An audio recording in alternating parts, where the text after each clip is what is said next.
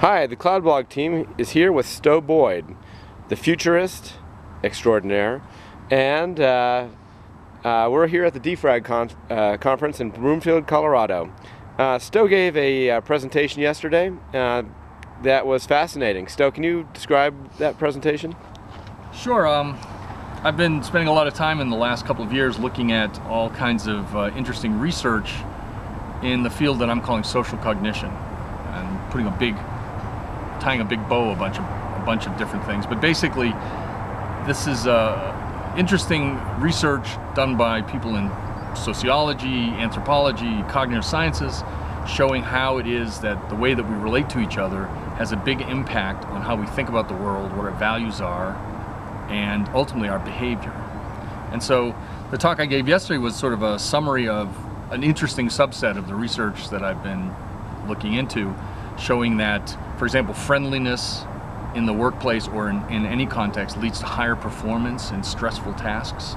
Or the study that was done at Lock Haven University that showed requiring students to use Twitter as part of their coursework in a single class led to those students increasing their grade point average across all classes by half of a grade point. So Twitter's making you smarter. Yeah, it's making you smarter because it turns out certain kinds of behavior that, if we share them socially, lead to our brains being bathed in really beneficial chemicals that make us happy, relaxed, more attentive, and from the viewpoint of business or the university or the teacher, doing better at the work involved, learning faster, for example, or making better decisions in groups.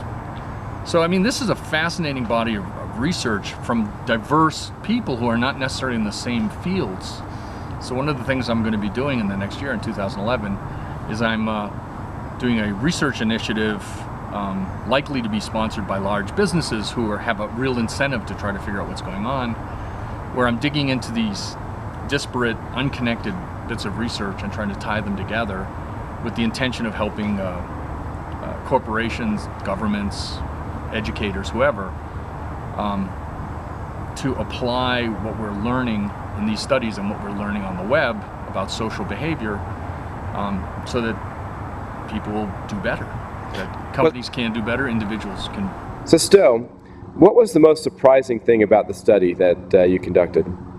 Well, I think the single study that I looked at that was the most surprising and, in a sense, very sort of psychologically rewarding to me was the notion that was the study that showed that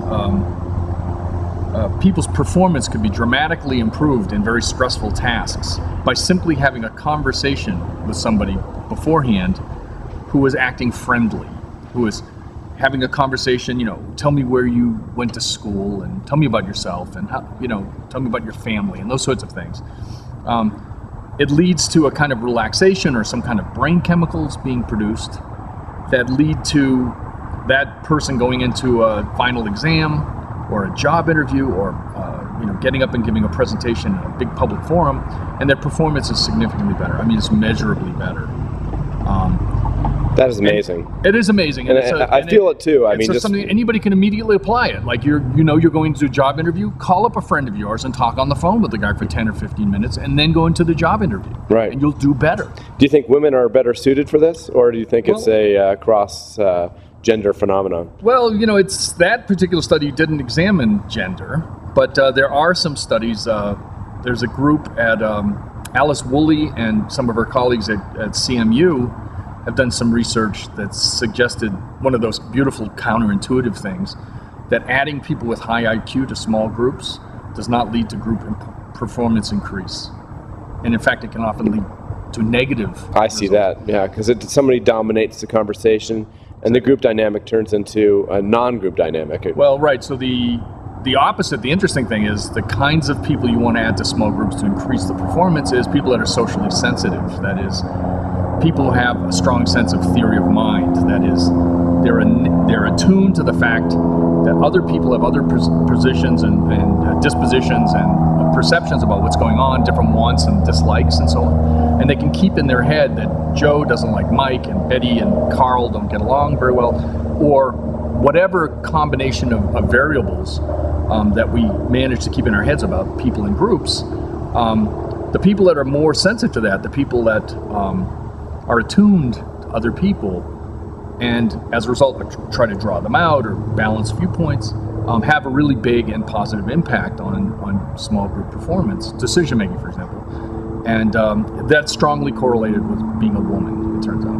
Not all women are, socially sensitive, but more women are than men. And in particular, if you get a lot of alpha, high IQ males together, it can be devastatingly bad. It's interesting that the social technologies that are the most popular now, Twitter and Facebook, are pretty much started by men, and so maybe men are trying to catch up in some way. Well, I don't know. There's a whole tech bias, towards men in general, and so I don't know exactly how that necessarily would play out. But it is clear to me that again, these are the kinds of things that any deep thinking management in a corporation would try to apply. I mean, if you want your small teams to be effective, you can start to look for certain clear indicators of whether or not they're going to be or not. And it's not by measuring the social sensitivity of people, it's to look for certain behavioral patterns that emerge when there are socially sensitive people around. So, for example, conversations will be much more balanced in groups that are likely to be effective, as opposed to groups that are likely not to be effective. You can find out relatively quickly because two loudmouths dominate all the talk and the other 7 people are sitting there with their arms folded. It's a strong corollary with being not getting anywhere, right, for example. So, and it's also the case that these kind of behaviors are things that can be trained. People can get better at all of these things, right? And so that's fascinating. And the point is that there's a sort of an endless number of these studies being done now, but they just haven't been coalesced in any usable way for a typical senior manager of some big company, because these 3 are in Science magazine and this one's in a psycholinguistics journal. Who's going to read that? Well, me, I guess.